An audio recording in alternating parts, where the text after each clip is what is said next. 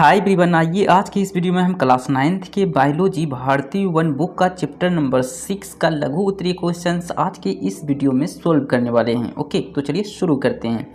पहला क्वेश्चन हमारा है पशुपालन की परिभाषा दे। ओके, पशुपालन क्या है इससे आपको डिफाइन करना है। ठीक है, तो पशुपालन ये एक विज्ञान की वह शाखा है, वह ब्रांच है जिसके अंतर्गत पालतू पशुओं के भोजन, आवास, स्वास्थ्य, प्रजनन आदि पक्षों का अध्ययन किया जाता है। ओके, इसे ही पशुपालन कहते हैं। ठीक है, चलिए नेक्स्ट क्वेश्चन नंबर 2 है उपयोगिता के आधार पर पालतू पशुओं के वर्गों का उल्लेख उदाहरण के साथ करें। ओके, तो पहला है पशुधन। ओके, तो पशुधन का पालन पोषण आर्थिक लाभ के लिए किया जाता है, जिससे दूध, मांस, चमड़ी आदि के उत्पादन तथा आर्थिक विकास के लिए उनके श्रम का उपयोग करने के उद्देश्य से किया जाता है। ओके, जैसे कि गाय, भैंस, बैल, सांड, बकरी आदि। ओके, चलिए अब हम देखते हैं कुक्कुट पालन यानी कि मुर्गी पालन। ठीक है, तो कुक्कुटों का पालन अंडे तथा मांस के लिए किया जाता है। इनमें प्रचुर मात्रा में प्रोटीन पाई जाती है। ओके, जैसे मुर्गी, बत्तख, टर्की तथा हंस, इसी तरह और भी हो सकते हैं।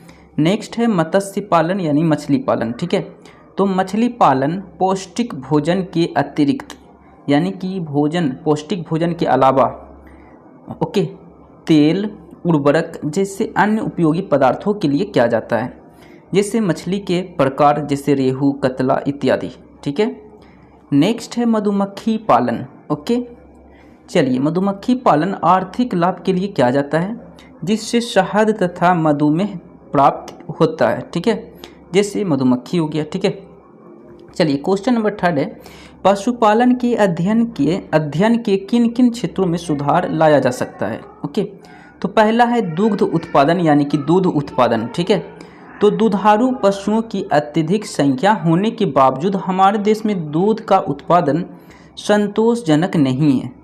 हमारे देश में एक गाय औसतन करीब 200 किलोग्राम दूध प्रति वर्ष देती है, जबकि यह औसत ऑस्ट्रेलिया और नीदरलैंड में 3500 किलोग्राम तथा स्वीडन में 3000 किलोग्राम प्रति वर्ष है। ओके, अतः पशुपालन विज्ञान के अध्ययन से उन्नत नस्ल के अधिक दुधारू पशुओं प्रजनन द्वारा प्राप्त किया जा सकता है। उनके रख रखाव की उचित व्यवस्था की जा सकती है। ओके, नेक्स्ट है मांस उत्पादन। ओके, तो जनसंख्या के अनुरूप भोजन की बढ़ती आवश्यकता की पूर्ति के लिए अधिक पुष्ट, मांसल तथा जल्दी बढ़ने वाली नस्ल की मुर्गियां प्रजनन के द्वारा प्राप्त की जा सकती है।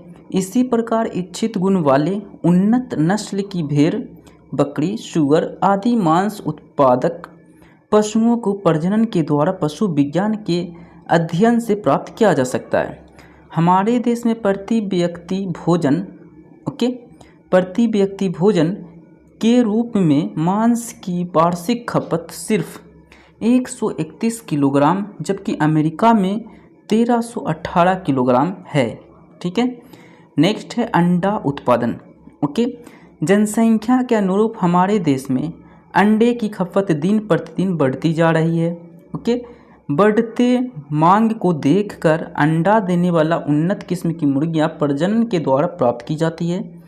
हमारे देश में भोजन के रूप में अंडे की प्रति व्यक्ति वार्षिक खपत मात्र 6 है, जबकि अमेरिका में यह 295 है। ठीक है, नेक्स्ट है मछली उत्पादन। ओके, तो हमारे देश में मृदु जल की मछलियों के उत्पादन बढ़ाने की संभावना बहुत अधिक है। इस विज्ञान के अध्ययन से अंडे से बच्चे का सफल निष्कासन, मछलियों के आकार में समुचित वृद्धि, उनका उचित रख रखाव, रोगों से बचाव आदि संबोधित बातें सीखी जा सकती है। ओके, नेक्स्ट है पशुओं के मल मूत्र का समुचित उपयोग। तो हमारे देश में गोबर का उपयोग सामान्यतः जलावन के रूप में किया जाता है। पशुओं के मलमूत्र से बायोगैस का उत्पादन किया जा सकता है। इनका उपयोग खाद्य के रूप में भी किया जा सकता है। ठीक है, चलिए नेक्स्ट है कार्य क्षमता में बढ़ोतरी। तो पश्चिमी देश की अपेक्षा हमारे देश के पालतू पशुओं में कार्य करने की क्षमता बहुत कम है। पशुओं के सिद्धांतों का सही अनुपालन कर ऐसे पालतू पशुओं की कार्य क्षमता बढ़ाई जा सकती है। नेक्स्ट है ऊन उत्पादन। ओके, तो अन्य ऊन उत्पादक देशों की तुलना में हमारा देश बहुत पीछे है। पशुपालन के सिद्धांतों और तकनीकी का इस्तेमाल कर ऊन उत्पादन, भेड़ों, अंगोरा किस्म के खरगोश की नस्ल सुधार कर ऊन का उत्पादन बढ़ाया जा सकता है। ओके, तो ये सभी के सभी जो है ये आपके हो गए उपयोगिता के आधार पर पालतू पशुओं के वर्गों का उल्लेख। ओके, तो सभी के वर्गों के आधार पे मैंने यहाँ पे उल्लेख कर दिया। ठीक है, चलिए क्वेश्चन नंबर हम लोग थर्ड अब हम लोग देखते हैं। ओके, थर्ड तो कंप्लीट हो चुका है। अब चलिए हम लोग क्वेश्चन नंबर 4 देखेंगे। ठीक है, क्वेश्चन नंबर 4। ओके, भारतीय गायों और भैंसों की प्रमुख प्रजातियां कौन कौन सा है? तो भारतीय गाय में हो गया आपका साहिवाल, गिर, रेड सिंधी, थरपाकर, हरियाणवी, ये सभी भारतीय गाय हैं। अब भारतीय भैंस की बात कर लेते हैं, तो ये आ जाता है नागपुरी, सुरती, नीली रवि, मेहसाना, जाफराबादी।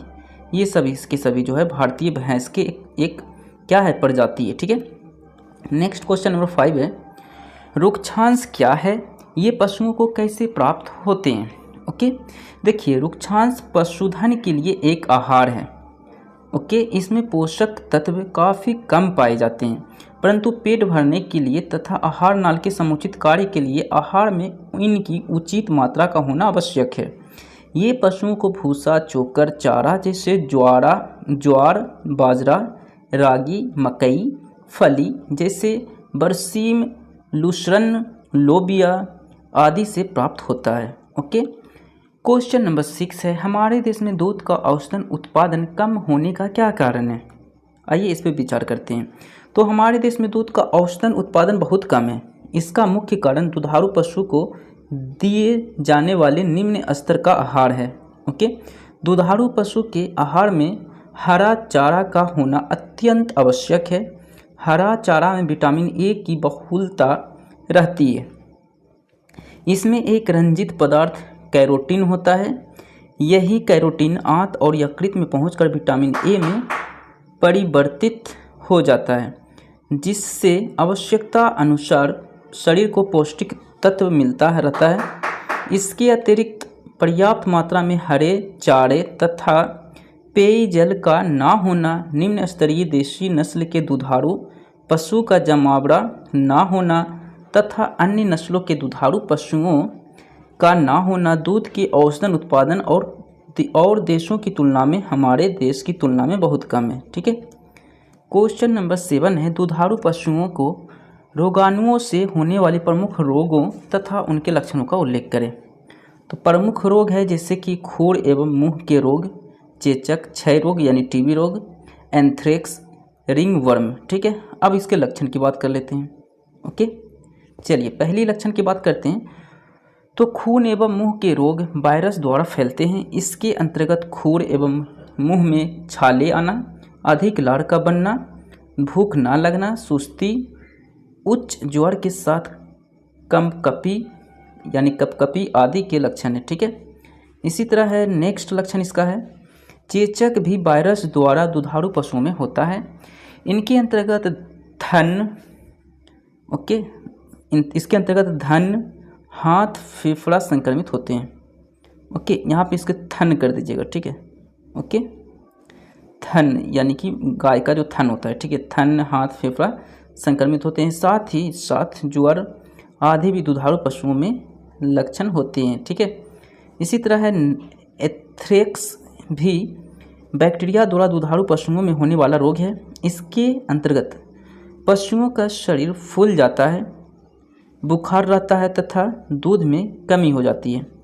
इसी तरह नेक्स्ट लक्षण है रिंगवर्म कवक द्वारा दुधारू पशुओं में फैलते हैं। इसके प्रमुख लक्षणों में दुधारू पशुओं में खुजली का पाया जाना होता है। ठीक है, चलिए क्वेश्चन नंबर 8 है, कृत्रिम वीर्य सेचन से क्या लाभ क्या है? ठीक है, तो पहले लाभ की बात कर लेते हैं। तो इस विधि से अधिक उत्पादन वाले नस्लों के पशुओं जैसे दुधारू गाय, भैंस, मुर्गी का विकास होता है। इसके दूसरे लाभ की बात कर लेते हैं। तो पशुओं के प्रजनन की यह सस्ती विधि है, सस्ती विधि है, जिससे एक सांड के वीर्य से करीब 3000 गायों को निषेचित किया जा सकता है। थर्ड है, परिरक्षित वर्ग को सुगमता से दूसरे सुदूर स्थानों पर ले जाया जा सकता है। ठीक है, नेक्स्ट इसका लाभ की बात कर लेते हैं। तो नेक्स्ट लाभ इसका ये है कि यह ज़्यादा स्वास्थ्यकर एवं भरोसे योग्य विधि है। पांचवें फायदा की बात कर लेते हैं। तो इस विधि के द्वारा उन्नत नस्ल का परिरक्षित वीर्य सालों हर जगह उपलब्ध हो सकता है। ठीक है, चलिए सिक्स्थ इसके लाभ की बात कर लेते हैं। तो इसके द्वारा विदेशों के उन्नत नस्लों के वीर्य आकार आयात कर देनी किस्मों के पशुओं के नस्ल का सुधार किया जा सकता है। ओके, चलिए क्वेश्चन नंबर 9 क्या है, अंडा देने वाली मुर्गियों का आहार कैसा होना चाहिए, आइए समझते हैं। देखिए, अंडा देने वाली मुर्गियों के आहार में खनिज का बहुत महत्वपूर्ण स्थान होता है। शरीर और अंडे के वर्धन तथा अंडे की खोल की बनावट के लिए कई प्रकार के खनिजों की जरूरत है। इनमें कैल्शियम और फास्फोरस प्रमुख है। खनिज की पूर्ति के लिए बोनमील, शीत या पत्थर का चूर्ण ओके तथा नमक इनके भोजन में दिया जाना चाहिए। ठीक है, चलिए क्वेश्चन नंबर 10 क्या है, हमारे देश में अधिक दूध देने वाली संकर नस्ल की 3 गायों का नाम लिखें। इन्हें किन किन नस्लों के संकरण से विकसित किया गया है, चलिए समझते हैं। देखिए, संकरण नस्ल की 3 गायें करण, स्विस करण फ्लाइट तथा फ्रिस वाल है। ठीक है, ओके, करण स्विस है, करण फ्लाइट है और फ्रिस वाल है, ये 3 नस्ल हैं। ठीक है, करण स्विस को भारतीय नस्ल की साहीवाल तथा स्विट्जरलैंड की नस्ल ब्राउन स्विस से विकसित किया गया है। ठीक है, करण फ्राइस को भारतीय नस्ल थरपाकर तथा हाईलैंड की नस्ल की प्रजातियां हाल्सटाउन फ्रिसियान से विकसित किया गया है। ओके, अब बात कर लेते हैं फ्रिस वाल की। तो फ्रिस वाल को भारतीय नस्ल की साहीवाल तथा हाईलैंड की नस्ल हॉल्सटाउन फ्रिसियन विकसित किया गया। ठीक है, क्वेश्चन नंबर 11 है, हमारे देश में विकसित की गई संकर नस्ल की मुर्गियां कौन सी है, इनकी विशेषताओं का उल्लेख करें। ओके, चलिए समझते हैं। हमारे देश में विकसित की गई संकर नस्ल की ज़्यादा उत्पाद देने वाली मुर्गियां ILS 82, HH 260, B77 हैं। इनमें से ILS 82, B77 तकरीबन 200 अंडे प्रति वर्ष तथा HH यानी HH 260 प्रति वर्ष 260 अंडे तक देती है। ठीक है, चलिए क्वेश्चन अब इसकी विशेषता की बात कर लेते हैं। ठीक है, तो संकर नस्ल की मुर्गियां में केवल अंडमान क्षमता ही अधिक नहीं होता, बल्कि इनकी खुराक भी कम होती है। एक सामान्य देसी नस्ल की मुर्गी 12 अंडा देने के लिए 6 किलोग्राम भोजन खाती है। वहाँ ऐसी संकर नस्ल वाली मुर्गी मात्र 2 किलोग्राम भोजन करती है और 1 किलोग्राम मांस देने वाली देसी मुर्गी इस अवस्था तक की वृद्धि के लिए जहाँ 5 से 6 किलोग्राम तक भोजन करती है। ओके, वहाँ ठीक ऐसे ही अवस्था तक की वृद्धि के लिए संकर नस्ल की उन्नत किस्म की मुर्गियाँ मात्र 2 से 3 किलोग्राम भोजन करती है।